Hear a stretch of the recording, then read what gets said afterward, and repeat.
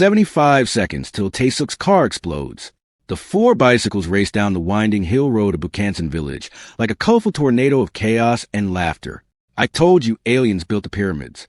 Dubum shouted, his legs pumping hard against the pedals, his afro bouncing with each bump in the road. That is literally the dumbest thing you've said today, and you have said 17 dumb things. Haun shot back, her long black hair whipping behind her like a victory flag as she overtook him. 17? You counted. Dae-jun laughed, swerving his bike dangerously close to his sister. That is dedication to hating someone. I do not hate him. I just document his stupidity for future reference. Adana, the self-appointed leader of their little squad, rang her bike bell 3 times. Focus, people. Mom said we need to be home before sunset, and the last one home has to do Dubum's laundry. Why my laundry specifically? Dubum looked genuinely offended. Because it smells like a wet dog that rolled in kimchi and then died. Haun said without missing a beat. That is very specific. I have been practicing my insults. The 4 of them pedaled harder, their laughter echoing to the quiet mountain road. This was their favorite route, the one that wound through the less populated outskirts of Seoul, where the fancy houses sat on hills, and the roads were smooth enough for racing. They were 9 years old, which meant they were old enough to know everything and young enough to believe it. Dubum and Adana had their mother's deep brown skin and warm eyes, while Haun and Dae-jun had their father's Korean features. For kids, 2 different looks, 1 shared birthday, and absolutely 0 chill. Okay, but seriously, Dubum continued, refusing to let go of his earlier point. How do you explain the precision of the pyramid construction without advanced technology? Math. All 3 of his siblings said in unison. You guys are no fun. We are very fun, Dae-jun corrected. We are just not stupid. Adana suddenly slowed her bike, her eyes narrowing at something up ahead. Hey, what is that? The other 3 slowed down beside her, following her gaze to where the road curved sharply around the mountain. There was a car there, a very expensive-looking black car, and something was wrong with it. Is that smoke? Haun squinted. That is definitely smoke, Dae-jun confirmed. We should leave, Dubum said immediately. This is how horror movies start. For kids find something weird, they investigate, and then boom, dead. We are not in a horror movie, Adana rolled her eyes. We are in real life. And in real life, that car might have someone in it who needs help. Or a serial killer, Dubum muttered. Why would a serial killer be in a smoking car on the side of a mountain road? Because serial killers are unpredictable. That is literally what makes them scary. Haun was already pedaling toward the car. I am going to check. You 3 can stay here and debate murder statistics. That is not what we were doing, Dubum shouted. But he was already following her because despite his protests, he never let his sisters go anywhere alone.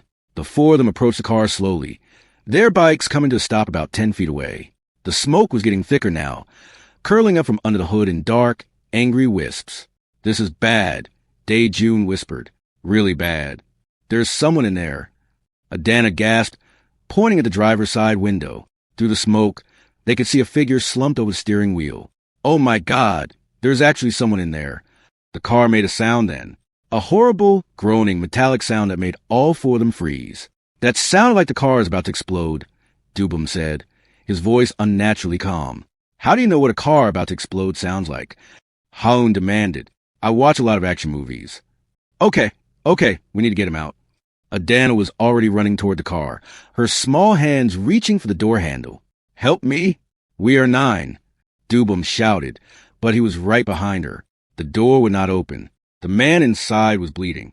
There was blood on his face, blood on his expensive-looking suit, and his eyes were closed. He looked dead. He is not dead, Haun said firmly, pressing her face to the window. His chest is moving. He is breathing. Okay, so he is alive and trapped in a car that is about to explode. This is fine. Everything is fine. Dubum was pacing now. The car groaned again, louder this time, and small flames started licking at the edges of the hood. Get out now. It is going to blow. Dae-jun screamed at the man, banging on the window. The man's eyes opened. Dark, intense eyes that seemed surprisingly alert for someone who was covered in blood. He looked at the 4 children through the window, and something like confusion crossed his face. The door. Adana was pulling at the handle with all her strength. Sir, can you unlock the door? The man's hand moved weakly toward the door panel. There was a click. It is open.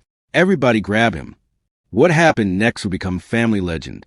For 9-year-olds, working with the kind of coordination that only siblings who had spent their entire lives together could achieve, pulled open the car door and grabbed a bleeding stranger. Adana took his left arm. Dubum took his right. Hone and Dae-jun grabbed his legs. And together, with strength they did not know they had, they dragged him out of the car. Move, move, move, move. Adana commanded. They pulled him across the asphalt, all four of them grunting with effort, their small bodies straining under his weight. He was tall, really tall, and heavy, but they did not stop. 10 feet, 20 feet, 30 feet. The car exploded. The force of it knocked all 5 of them to the ground. Heat washed over them like a wave, and the sound was so loud that for a moment, Adana thought she had gone deaf. Then there was silence, and then there was Dubum's voice. We literally just saved someone from exploding. This is the coolest thing we have ever done. We almost died. Haun shouted, her hands shaking. But we did not, and now we have a great story to tell at school.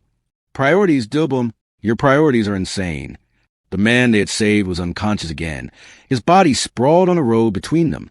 In the light of the burning car, they could see his face more clearly now. Sharp features, a strong jaw, a small cut on his forehead that was bleeding steadily. He is really handsome, Dae-jun observed. He is also really bleeding, Adana said.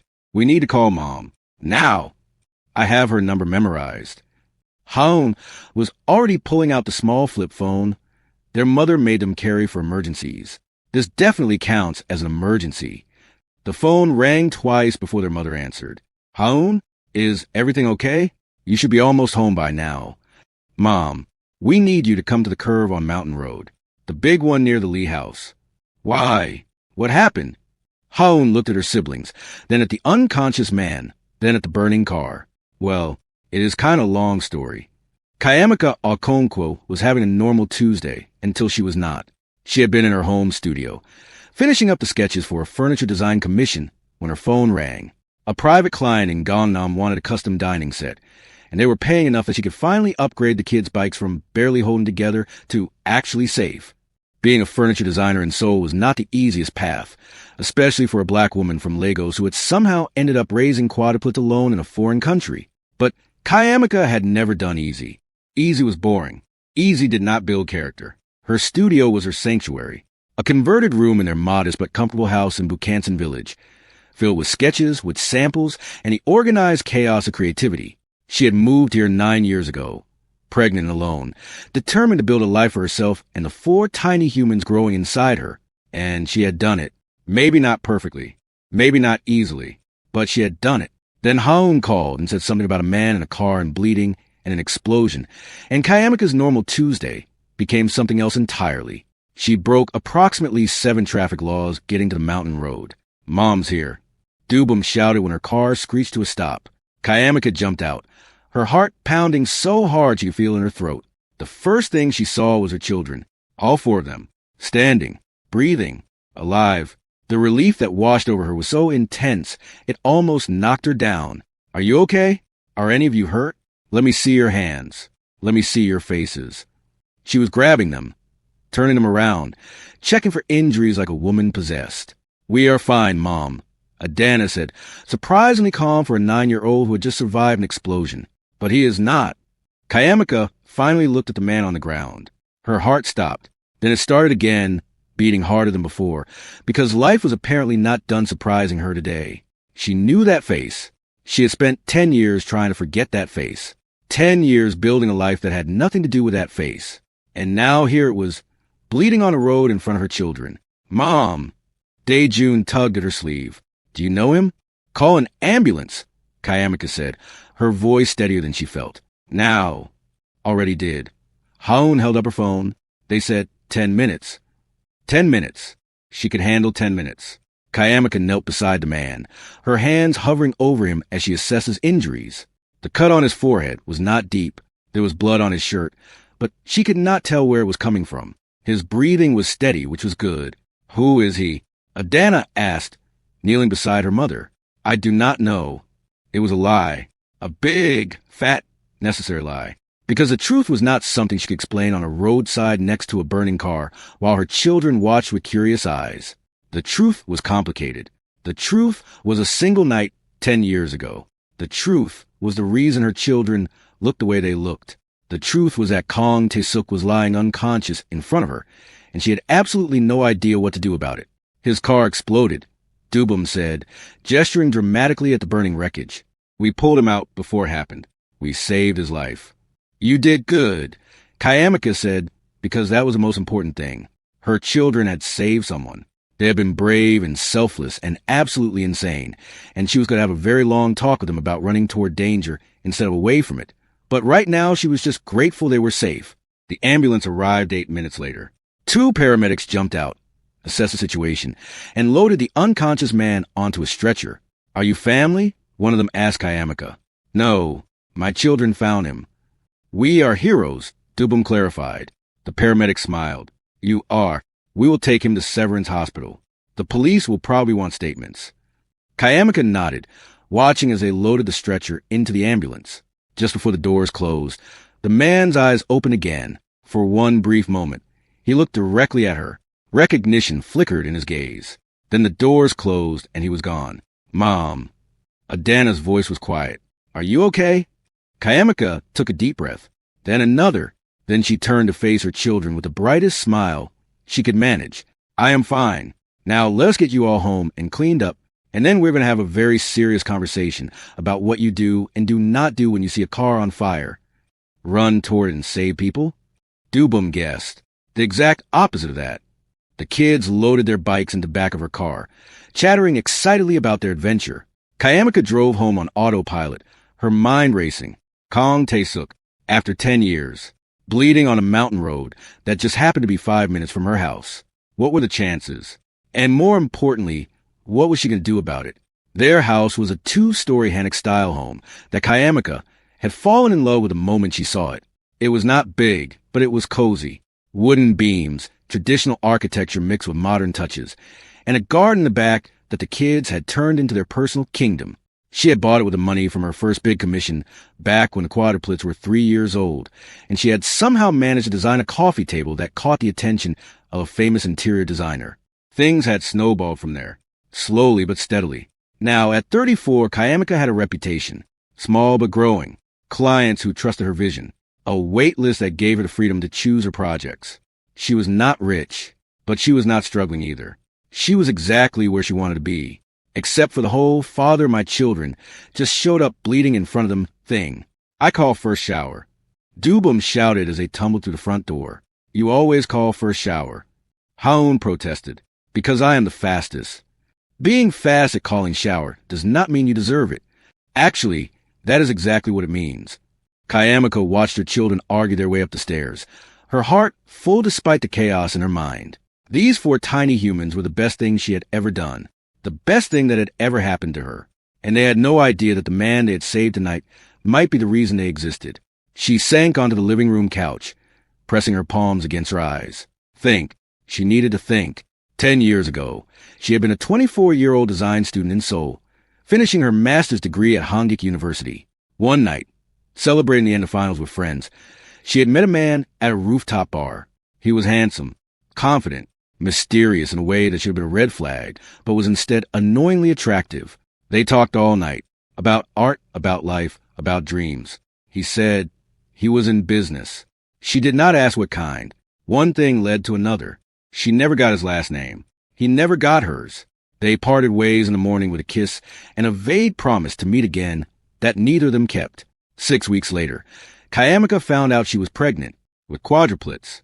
She tried to find him. She really did. But all she had was a first name and a face, and Seoul was a city of 10 million people. It was like searching for a specific grain of rice in a warehouse. Eventually, she stopped looking. She focused on her pregnancy, her degree, her survival. And when her babies were born, 2 looking like her and 2 looking like their father, she made a decision. She would raise them alone. She would give them everything they needed, and she would never look back. Now here she was, looking back whether she wanted to or not. Her phone buzzed. A text from her best friend, Natasha, saw the news. Car explosion on Mountain Road. You okay? Kayamika typed back quickly. We are fine. Long story. Call you tomorrow. The news. Of course there would be news. A car explosion near Seoul was not something that went unnoticed. She pulled up the news app on her phone, scrolling through the headlines until she found it. Suspected assassination attempt on Kong Group heir. Her blood went cold. The article was short on details, but heavy on implications. Kong Tae-suk, the notoriously private heir to the Kong Group conglomerate, had been involved in a car incident on Mountain Road. Sources indicated potential foul play. The victim was currently in stable condition at Severance Hospital. Kong Group, one of the largest business empires in South Korea. Construction, technology, shipping. And according to the rumors she had deliberately ignored for the past decade, other things. Less legal things. The kind of things that involve men in black suits and enemies who tamper with cars. The father of her children was a mafia boss. A rich, handsome, possibly murderous mafia boss. Mom! Kayamika jumped, nearly dropping her phone. Adana was standing at the bottom of the stairs, freshly showered and wearing her favorite pajamas. What is wrong? Your face looks weird. My face always looks like this. No, it looks weirder than usual. Like you were trying to solve a really hard math problem, while also being scared of the answer. Kayamika laughed despite herself. That is surprisingly accurate. Adana walked over and climbed onto the couch next to her mother. Is this about the man we saved? Partially. He looked at you funny. When they were putting him in the ambulance, like he knew you, 9-year-olds were terrifying. They noticed everything. Maybe he was just confused. Kayamika said carefully. He had a head injury. Adana considered this. Maybe, or maybe you know him, and you do not want to tell us why. Adana, I am just saying. She shrugged. You do not have to tell me. But if it is important, you should probably deal with it before it becomes a bigger problem. When did you become so wise? I have always been wise. You just did not always notice because Dubam is being loud about aliens. Kayamika pulled her daughter into a hug. I love you, you know that? I know. I am very lovable. Adana hugged her back. Are we going to check on him? The man! I do not think that is necessary. But we save his life. Do we not get to know if he survived? There was logic there. Terrible, inconvenient child logic. We will see. Kayamika said finally. Now go to bed. It is past your bedtime. Mom, it is summer vacation. It is past your summer vacation bedtime. Adana rolled her eyes but went upstairs without further protest. One by one, Kayamika heard the other kids settle into their rooms. The house grew quiet. She sat in the silence for a long time, staring at the news article on her phone. Tomorrow. She would deal with this tomorrow. But, oh dear God, by the way, where are you watching from right now? Drop your location in the comments. I see my people from Lagos, Accra, Nairobi, London, Atlanta. Wherever you are, make sure you are subscribed to Seoul and Savannah, because this story is about to get really crazy. Morning came too fast. Kayamika woke up to the sound of arguing, which was normal, and the smell of burning toast, which was concerning. She ran downstairs to find Dubam standing in front of the toaster, looking betrayed. It attacked me. The toaster attacked you? It made the bread too brown on purpose. Toasters do not have intentions. This one does. It hates me. Haun was sitting at the kitchen table, eating cereal with the calm of someone who had long ago accepted her brother's particular brand of insanity. He set it to the highest setting by accident. It was not an accident. I set it to medium. You cannot read the dial properly. I can read.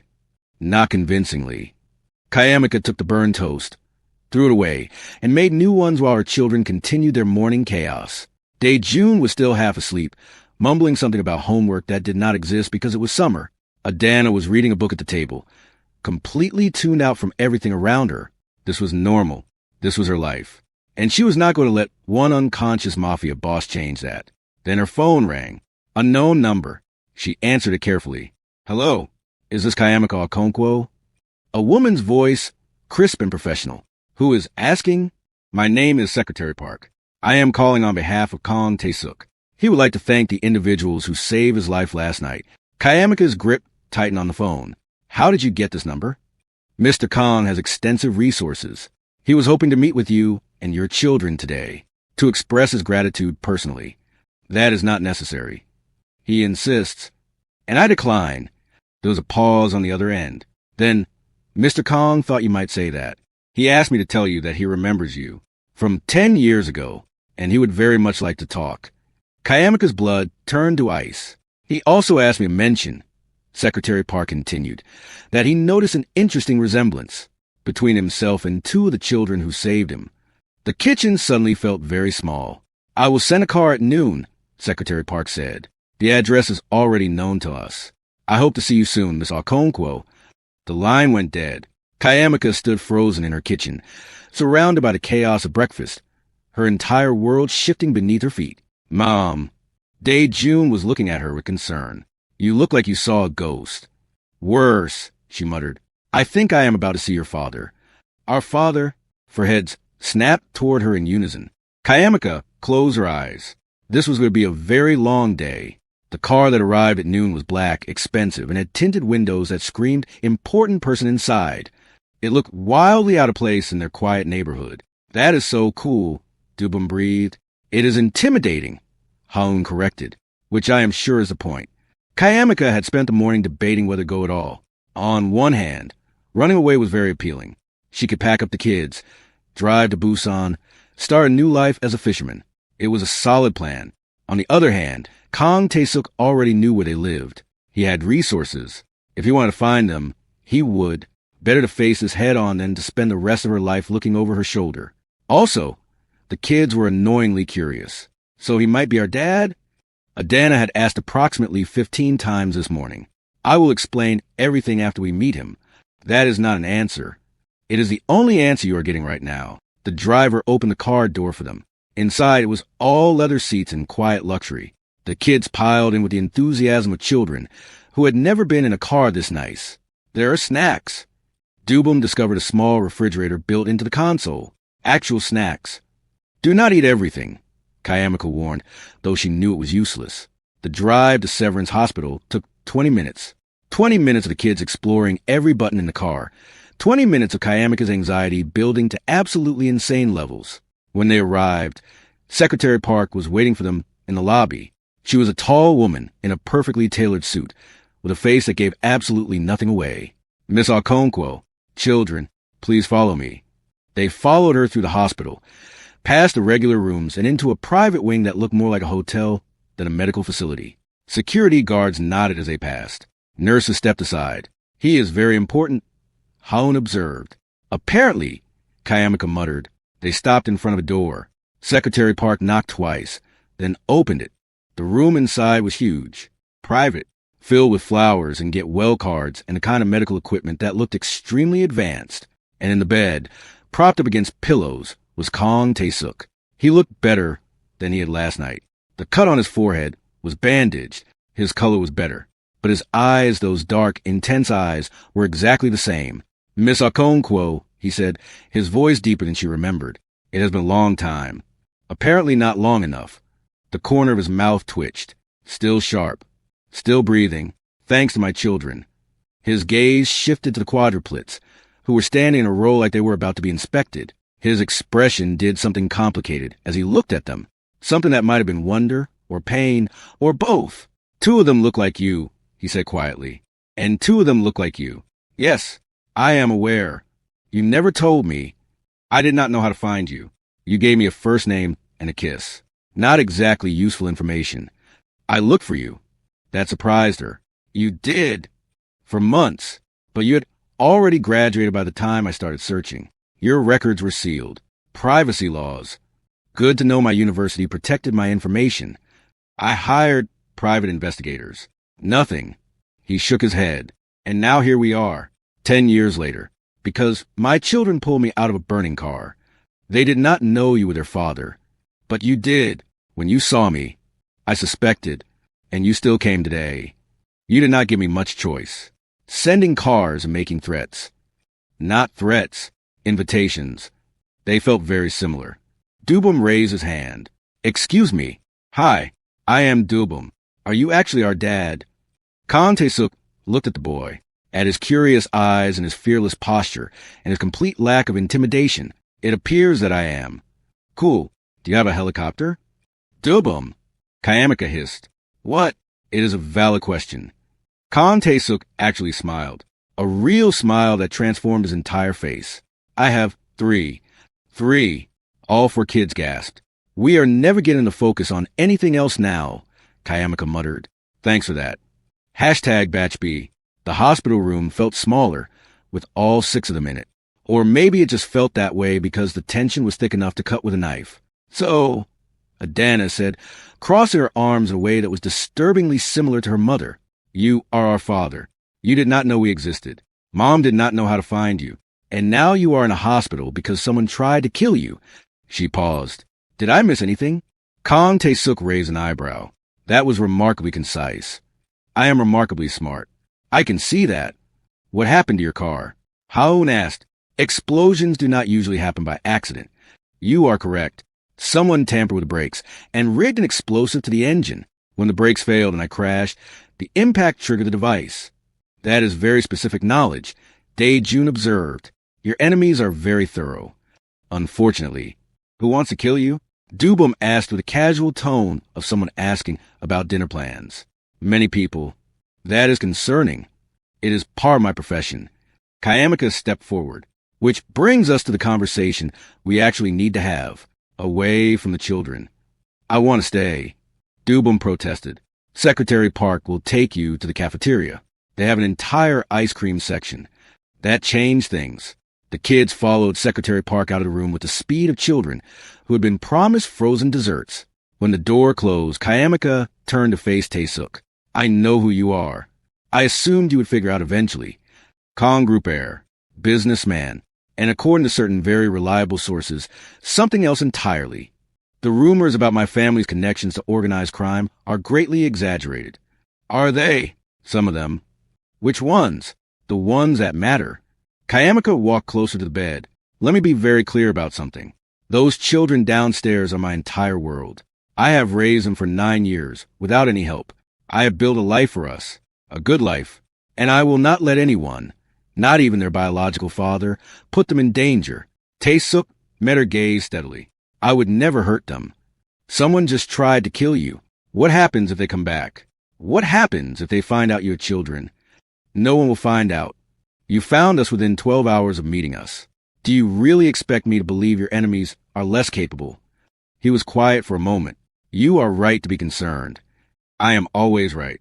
That is my superpower. You have not changed. I have changed plenty. I am a mother now. I am a business owner. I am 34, and I have gray hairs that I refuse to acknowledge. You are still beautiful. The compliment caught her off guard. Flattery will not work on me. It is not flattery. It is observation. Then observe this. My children are not pawns in whatever game you are playing. They save your life, and I am grateful for that. But that does not mean you get to walk into our world and disrupt everything. Tae-suk shifted in the bed, wincing slightly at the movement. I am not trying to disrupt anything. I just found out I have 4 children.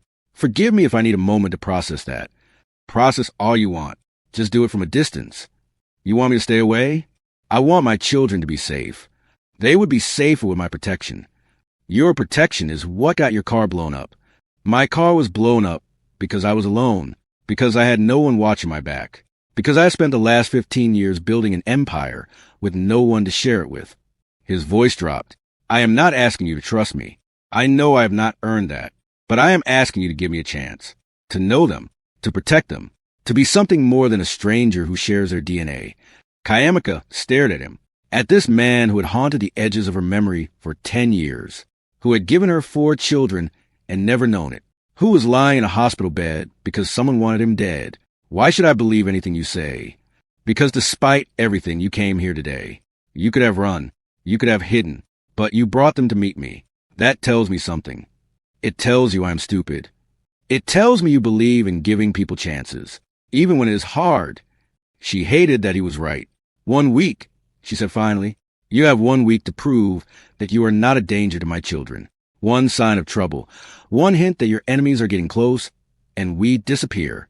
I will take them somewhere you will never find us, and you will never see them again. Understand? Understood. Good. She turned toward the door. Now, if you will excuse me, I need to make sure my children have not eaten the entire hospital cafeteria. Kayamika, she paused. Thank you for raising them, for keeping them safe, for being their mother. She did not turn around.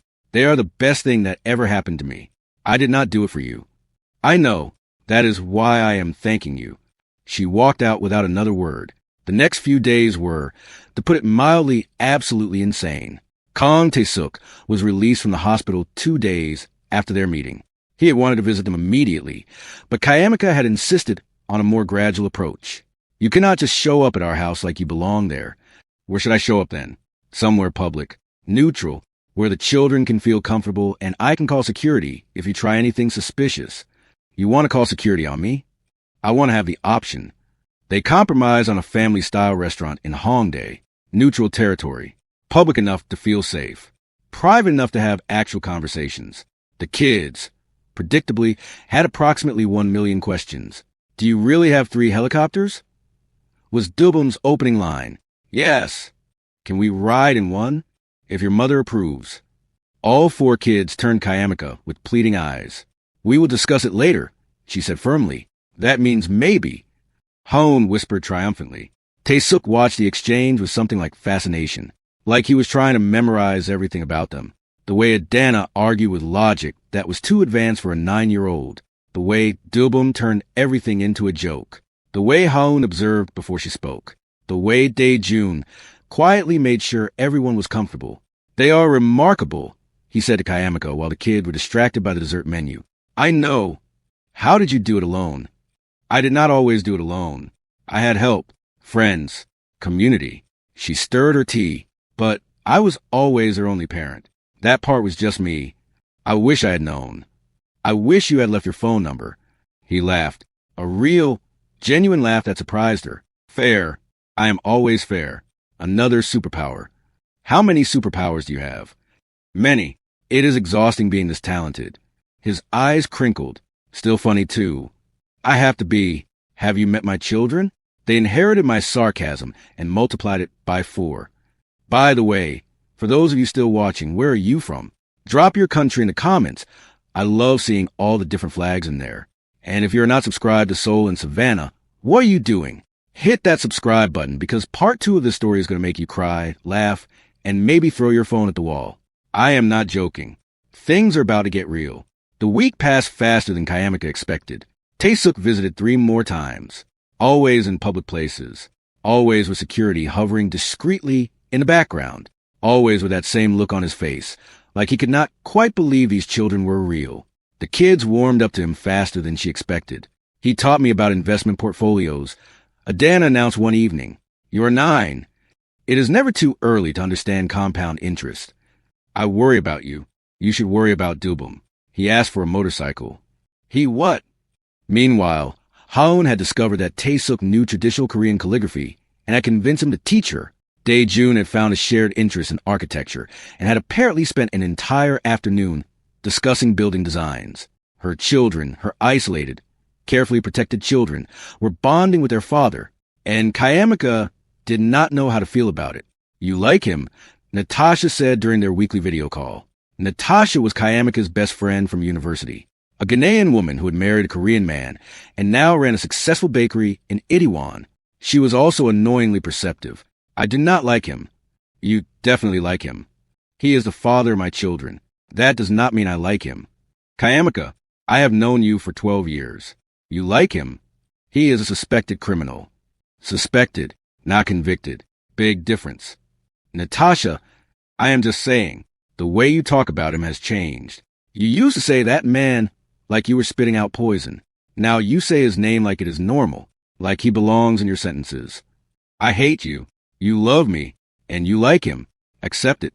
The truth was complicated. Because yes, maybe she did feel something when Tae-suk looked at their children with wonder in his eyes. Maybe she noticed when he laughed at her jokes. Really laughed. Not the polite chuckle she got from business clients. Maybe she caught herself watching him sometimes, remembering the night they met, the conversation that had felt like fate. But she also remembered why she had spent 10 years alone. Because she did not need anyone. Because she had built a life without him. Because letting someone in meant risking everything she had worked for. And Kang Tae-suk was not just someone. He was a man with enemies. A man with secrets. A man who could bring chaos into their carefully ordered world. Wanting him was dangerous. Liking him was worse. Falling for him would be absolutely catastrophic. Mom, you're doing that thing again. Adana appeared beside her on the couch. What thing? Where you stare at nothing and your face looks constipated. I do not look constipated. You really do. Haon has a picture. HDUN.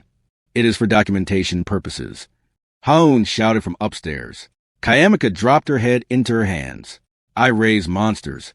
You raise geniuses, Adana corrected, who also happen to be monsters. The two are not mutually exclusive. The week deadline came and went. There was no sign of danger, no suspicious cars, no threatening messages. Whatever security measures Taesuk had implemented seemed to be working. Kayamika had a choice to make. She made it at 2 a.m, lie awake in bed, staring at the ceiling.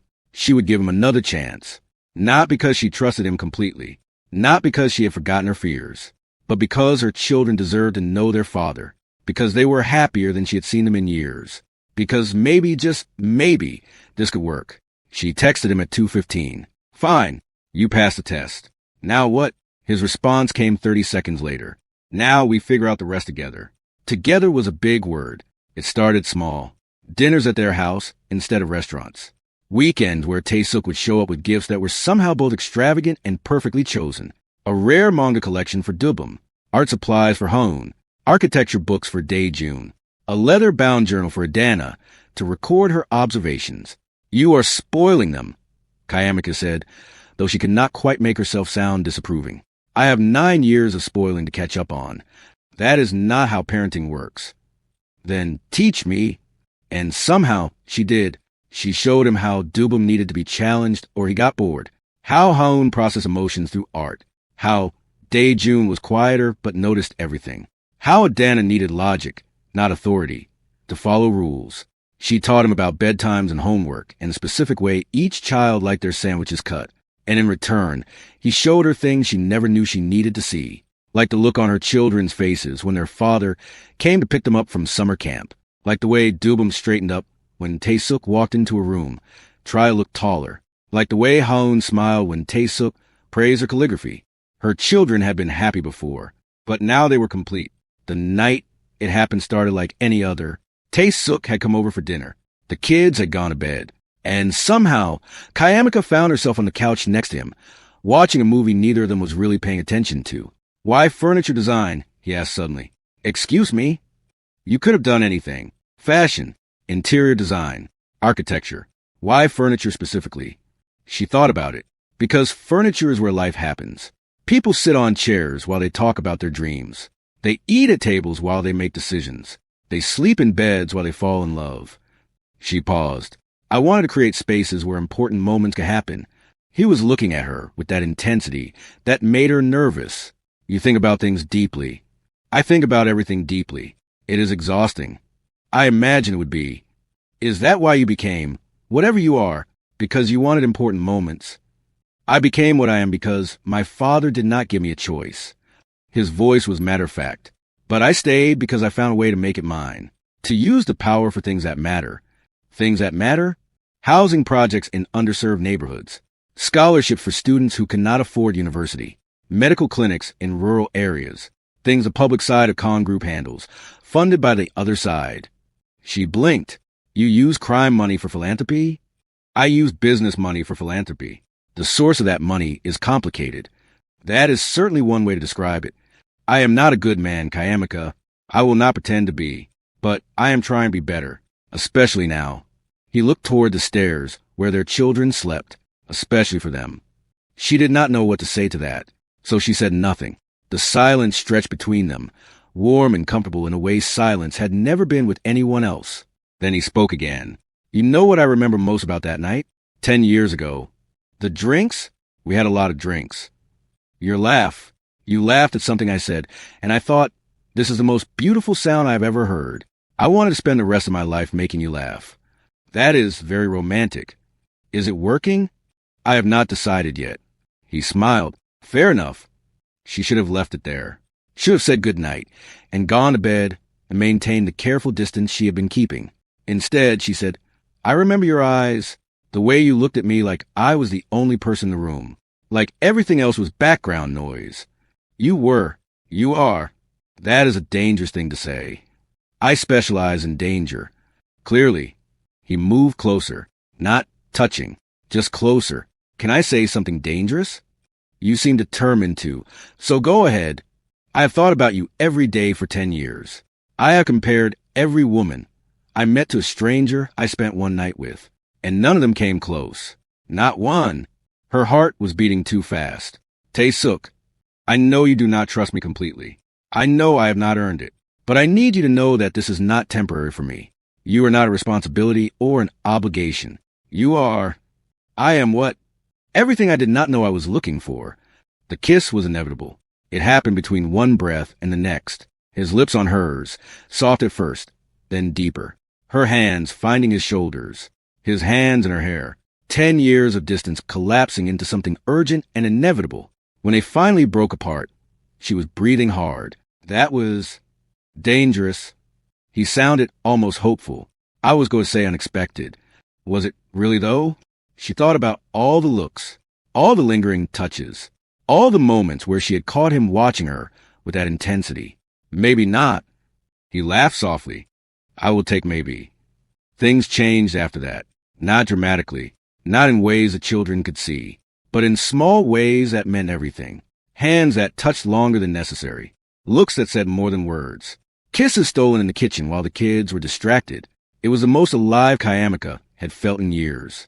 But there was still the matter of his world. The enemies, the danger, the complicated inheritance that came with being a Kong. Someone tried to kill you 3 weeks ago, she reminded him one evening. That has not exactly been resolved. We are working on it. We, my security team, and some other associates. Associates? Is that code for scary men with weapons? Some of them are women. That is not comforting. Kayamika, he took her hands. I will not let anything happen to you or the children. I have already increased security around this neighborhood. There are people watching this house around the clock. There are people watching my house. For protection. You could have mentioned that. I thought it would worry you. And finding out now does not worry me. They argued about it for an hour. It was somehow both infuriating and exhilarating. When it was over, they were both breathless and somehow closer than before. You are impossible, she said. So are you. That is why we work. The breakthrough in the car bombing case came unexpectedly. Tae-suk's security team had traced the tampering to a rival faction within his own organization. People who wanted him gone. People who saw his increasingly legitimate business practices as a threat to their old ways of doing things. There will be a reckoning, he told her grimly. These are not people who forgive easily. What does that mean? It means I need to handle this. Permanently. And I need to do it in a way that keeps you and the children far from the fallout. How are you going to do that? By being exactly who they expect me to be. And then being more. She did not ask for details. Some things were better not known. But she did make him promise one thing. Come back to us. Whatever you have to do, come back. I will always come back to you. The reckoning took 3 days. Kayamika spent those 3 days pretending everything was normal. She took the kids to the park. She worked on her furniture designs. She had dinner with Natasha and pretended she was not constantly checking her phone. He is fine, Natasha said. Men like him do not die easily. That is not comforting. It was not meant to be. It was meant to be true. On the 3rd night, he appeared at her door, tired, bruised, but alive. The children were asleep. She pulled him inside and checked every inch of him for injuries. I am fine, he said. You are covered in bruises. But alive. That is a low bar. It is the bar I had. She wanted to yell at him. She wanted to cry. Instead, she kissed him, hard and desperate and full of all the fear she had been holding for 3 days. Do not ever do that again, she said against his lips. I cannot promise that. Then promise me something else. What? Promise me that whatever happens, you will always choose us. The children. Me. Us. He pulled back enough to look at her. His eyes were serious. I chose you the moment I woke up in a burning car and saw 4 children pulling me to safety. I chose you when I found out those children were mine.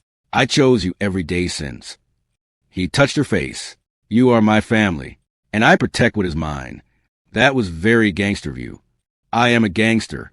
I am aware. He smiled. Does that scare you? It terrifies me. But I apparently have terrible taste in men. He laughed. I will take terrible taste. The months that followed were not easy. There were adjustments, negotiations, moments where Kayamika questioned every decision she had ever made. But there were also moments of pure joy. Tae-suk officially introducing himself to his children as their father. The kids' faces when they finally got a ride in one of his helicopters. Family dinners that were loud and chaotic and full of laughter. Kayamiko watched her children bloom under the attention of a father who adored them. She watched Taesuk transform from a mysterious stranger to someone who knew how each child liked their eggs, who showed up to school events in suits that cost more than her first car, who learned how to braid Adana's hair after watching 17 YouTube tutorials. And she watched herself fall. Completely, hopelessly, catastrophically, exactly like she had feared. But somehow, it did not feel like falling anymore. It felt like flying. "Marry me," he said one ordinary Tuesday evening. The kids were doing homework. She was sketching designs. The question came out of nowhere. "Excuse me, marry me, make this official. Let me give you and the children my name." That is incredibly patriarchal. "Fine, I will take your name. Kong Taesuk Okonkwo. It has a nice ring to it." She stared at him. "You are serious." "I have never been more serious about anything in my life. We have only been together for 4 months. I have loved you for 10 years. That is cheating. You did not even know me for most of those years. I knew you would be someone worth finding. I knew I would feel something when I finally did." He took her hand. "I am not asking you to answer right now. I am asking you to think about it." She thought about it for approximately 3 seconds. "Yes, yes, yes, I will marry you. Yes, I will take your name, or you can take mine, or we can create something new. Yes to everything. Yes, because I love you and I am tired pretending I do not." His smile was brighter than she had ever seen it. When they told the children, the reactions were predictable. Finally, Adana said, the romantic tension was becoming unbearable. "Does this mean we are officially rich?" Dubum asked, "We are getting a bigger house." Haun guessed, "Does this mean Dad is never leaving?" Dae-jun asked quietly, and that was the question that mattered most. "I am never leaving," Taesuk said, kneeling down to look his son in the eye. "I missed the first 9 years of your life. I will not miss another moment." The wedding was 6 months later. It was held in Bukhansan, in the garden of the house where 4 children had once ridden their bicycles down a mountain road and found their father bleeding in a burning car. Kayamiko wore white. Taesuk wore traditional hanbok. The children served as the wedding party. Adana as maid of honor, Dubum as best man, Haun and Dae-jun as flower girl and ring bearer. Natasha cried through the entire ceremony. "I knew it," she kept saying. "I knew it from the moment you told me about him. You told me be careful. And I also knew you would not listen. You never do." The reception was a beautiful chaos of Nigerian food and Korean traditions, of laughter and dancing and children who stayed up way past their bedtime. At some point in the evening, Kayamiko found herself standing at the edge of the garden, looking at the mountains where her life had changed. Taesuk appeared beside her. "What are you thinking?" "I am thinking that 9 years ago I was terrified. Pregnant with 4 babies, alone in a foreign country, no idea what I was doing. And now look at us. Look at us.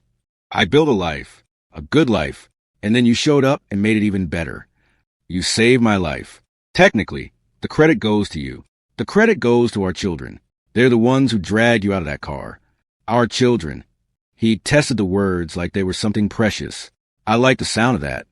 Get used to it. We have approximately 9 more years of them living under our roof. I am looking forward to every moment." She leaned into him, feeling his arm wrap around her shoulders. Behind them, she could hear the kids arguing about something. Dubum's voice rose above the others, insisting that aliens had probably been present at historical events. "That is our son," she said. "That is our son," he agreed. "We should probably intervene." Probably. Neither of them moved. The mountains rose in the distance. The sun set slowly. And somewhere, in the space between one heartbeat and the next, Kayamiko realized that she had never been more content. Love, she decided, was not always about grand gestures or perfect timing. Sometimes it was about burning cars and brave children. Sometimes it was about second chances and stubborn hope. Sometimes it was about finding someone who made the chaos feel like home. And sometimes, just sometimes, it was about a one-night stand that turned into forever. She looked up at her husband, at this impossible man who had crashed into her life in the most literal way possible. "I love you," she said. "I love you too." He kissed her forehead. "Always have. Always will. That is still cheating. Get used to it." She smiled. Yeah, she could get used to this.